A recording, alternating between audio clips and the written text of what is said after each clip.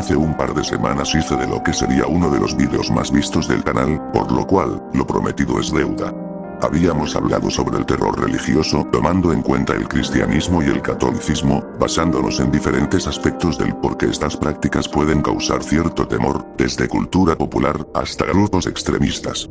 Sin embargo, todos sabemos que el Islam supera por mucho todo lo anterior mencionado en ese video, siendo incluso catalogada como la religión más temida del mundo, esto debido a la poca tolerancia a las críticas o desacuerdos que se puedan llegar a tener con el Islam.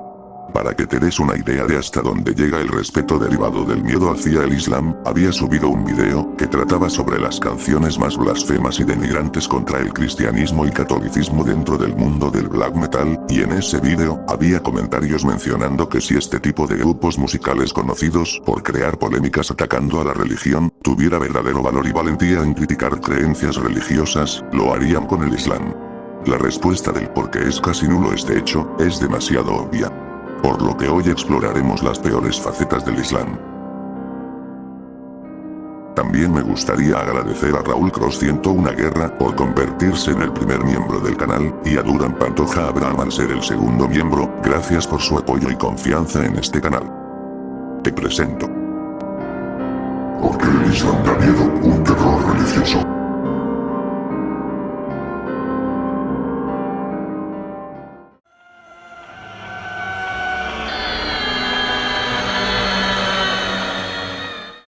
Al igual que el catolicismo y muchas más religiones, el Islam cuenta con su libro sagrado, al cual se le llamará Corán, siendo básicamente el equivalente a la Biblia. Incluso Jesús de Nazaret aparece dentro del Corán.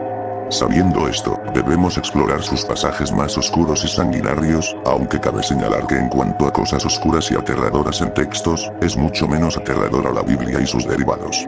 Primeramente he de decir, que desde luego se habla sobre el fin del mundo, por lo que te relataré cómo será este mismo.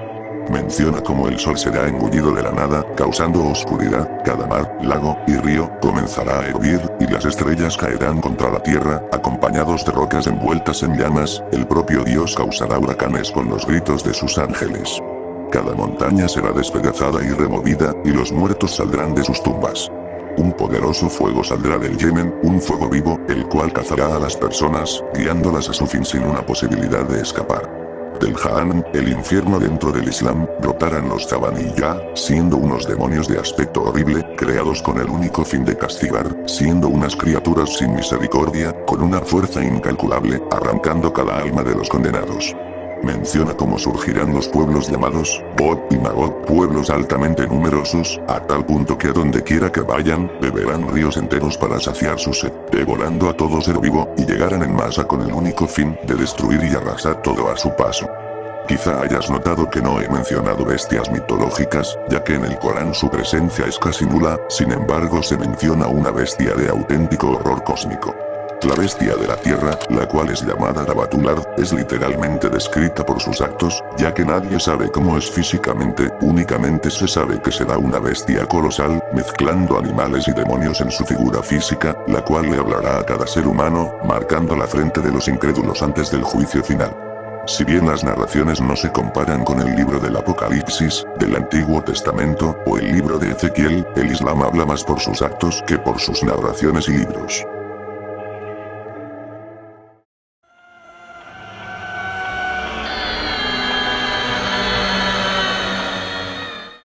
Este punto quizás sea en donde más hay tema de conversación, ya que los ejemplos son demasiados. Nos concentraremos en el fanatismo religioso cotidiano, cometidos por personas que únicamente son practicantes del Islam sin pertenecer a ningún grupo, dejándose guiar por el furor de las demás personas, llevando al extremismo al Islam, aun y cuando dentro de esta religión según sus normas, no sea un problema. Por ejemplo, en comunidades conservadoras, se han dado casos donde los vecinos se espían entre ellos para literalmente verificar que recen, incluso para vigilar que no escuchen música, no bailen, o celebren fiestas mixtas. Se llegan a vandalizar los comercios y a agredir personas que no sean pertenecientes a esta religión. Además, cabe señalar que tal cual como en la Santa Inquisición, si tú eres acusado de herejía, a pesar de no haber pruebas, puedes darte por linchado, incluso antes de ser investigado por la policía por herejía. Por ejemplo, en 2017, Masal Khan, un joven universitario, fue acusado de no practicar el Islam aun y cuando se sabía que lo hacía, por lo que fue propinado de golpes hasta terminar el trabajo. El siguiente ejemplo es bien conocido, y son los ataques y acosos a mujeres que no sigan normas, como por ejemplo, usar el velo de manera incorrecta, rechazar una propuesta de matrimonio, y deshonrar a la familia por el simple hecho de hablar con hombres. Si bien estos actos no están permitidos por el Islam, el fanatismo hace que incluso sean víctimas de ataques con ácido, o un destierro familiar.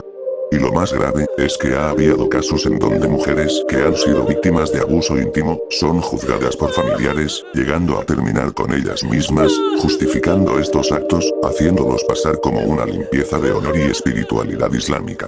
Si bien varios de estos actos hacia las víctimas llegan a ser condenados legalmente en algunas zonas o países, o incluso lo que haya hecho la víctima no haya sido un delito jurídico, las personas llevan su fanatismo a estos extremos, justificándolo con su religión. Este punto seguramente es el más conocido de la lista, y como estos hay miles de ejemplos más. Todo lo anterior mencionado se deriva de situaciones que incluso medios internacionales han cubierto.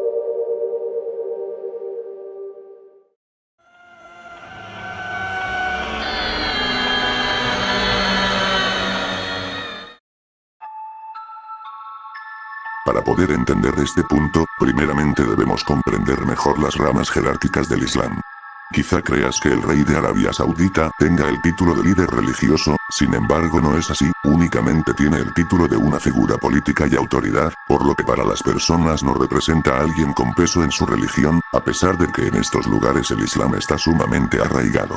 El segundo punto a entender, es que el Islam se divide en tres ramas, y nos concentraremos en la segunda rama, la corriente chiita, siendo la segunda más practicada y la única que tiene un líder religioso. Sin embargo su líder, Ayatollah Ali Khamenei, tiene no solo influencias religiosas, cosa que casi lo convierte en una divinidad en el pensamiento y forma de actuar de los islámicos, sino que tiene poder político, militar, y cultural, y esto mezclado con la religión, le da un poder, que quizá ni el mismo Papa tenga, ya que el hecho de tener influencia religiosa, sumado al poderoso sentimiento que eso da en el Islam, tiene la facultad de casi dictar el actuar de las personas con solo decir unas cuantas palabras, por medio de una fatua, la cual se puede decir que es una especie de mandamiento y verdad absoluta.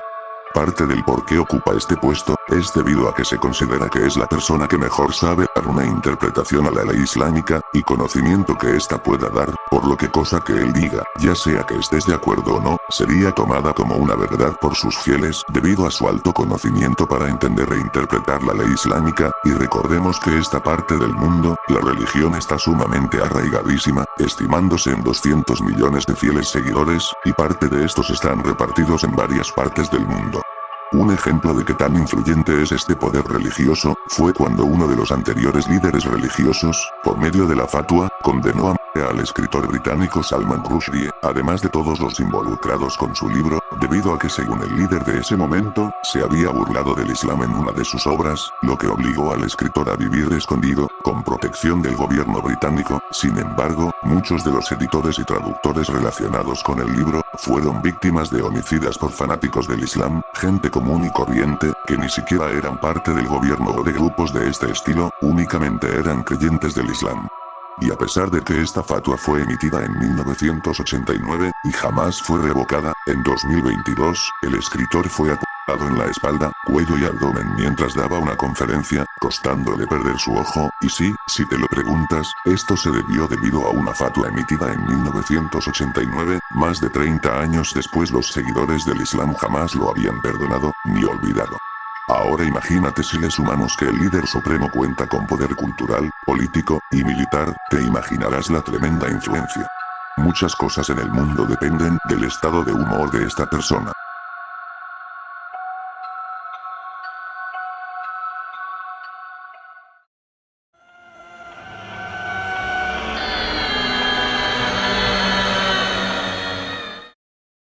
Seguramente este es otro de los puntos más conocidos, y que probablemente más de uno esperaba ver en este vídeo. El primer grupo que se puede destacar sería ISIS, originario de Irak y Siria, teniendo el objetivo de establecer un régimen totalitario a nivel mundial, autores de decapitaciones públicas, esclavitud sexual, ejecuciones masivas, genocidios, y varios atentados en continentes como Europa, Asia y África, incluso usando las redes sociales para hacer propaganda o reclutar. A decir verdad, este grupo es muy similar a los cárteles mexicanos. El segundo grupo es Al-Qaeda, formados en Afganistán, con el objetivo de expulsar la influencia occidental de países musulmanes. A decir verdad, creo que está de más decir sus atribuciones, ya que es el grupo más famoso. En tercer puesto tenemos al que sería el grupo menos conocido, llamados Boko Haram, formados en Nigeria, con el objetivo de imponer la ley Sharia, eliminando toda influencia occidental, autores de acabar con aldeas enteras, raptos masivos, y quizá el peor acto mencionado, el uso de infantes como bombas y explosivos, a costa de saber que eso acabará con la integridad de su existencia, aunque hay más grupos islámicos que llegan a usar a niños en sus filas. Sobre los demás grupos, la verdad es que muchos hacen las mismas cosas ya narradas, algunos van por ataques a hospitales, embajadas o aeropuertos, llegando a cifras de hasta 200 personas que perecieron durante estos actos. Pero grupos como estos hay demasiados.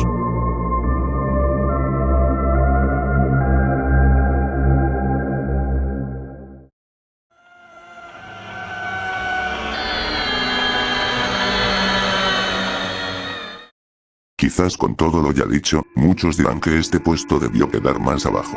Sin embargo, la gran diferencia entre este puesto y los demás, es que algunas de las cosas ya mencionadas, o quizás la mayoría, no tienen respaldo legal de que estén prohibidas u obligadas de hacer, incluso siendo penadas por la ley por cometer los actos ya mencionados, así que esto no lo dicta el Corán, no lo dictan los fanáticos, ni lo dictan los grupos extremistas, esto lo dice el propio gobierno y sus regidores de cabeza máxima. Con esto en mente, te hablaré de las cosas que sí son penadas, y cosas que son de carácter obligatorio, marcado directamente por el propio gobierno, aunque cabe aclarar que no todas las leyes que mencionaré se aplican en todos los países islámicos, en algunos son leyes, mientras que en otros no tiene respaldo gubernamental. Por ejemplo, criticar al Islam, al profeta Mahoma, o al Corán, es castigado con la vida, o con cadena perpetua, esto incluye a los extranjeros. El matrimonio infantil es permitido en solo 3 países, una vez que la jovencita alcanza su 9º año, tiene autoridad para casarse. La siguiente ley solo se aplica en Arabia Saudita, pero algunos delitos se castigan con una ejecución y crucifixión pública, exhibiendo los restos durante horas, justo como en la Edad Media. La obligación del velo es de lo más común, incluso existiendo la policía de la moral y la vestimenta, castigándose con cárcel, azotes, o con el fin de la persona en caso de que no cumpla con la vestimenta. Otra ley sería el golpe de alguna mano por robar, y en caso de reincidencias, se aplicará lo mismo con la otra, o con algún pie. La pena por adulterio también es penada de la misma forma que las leyes del velo, a veces bastando con testigos para que cualquier persona sea condenada, aun si no hay pruebas. Y por último, aunque deducible, declararse ateo, o convertirse a otra religión, es un crimen capital, teniendo un único castigo contra este crimen.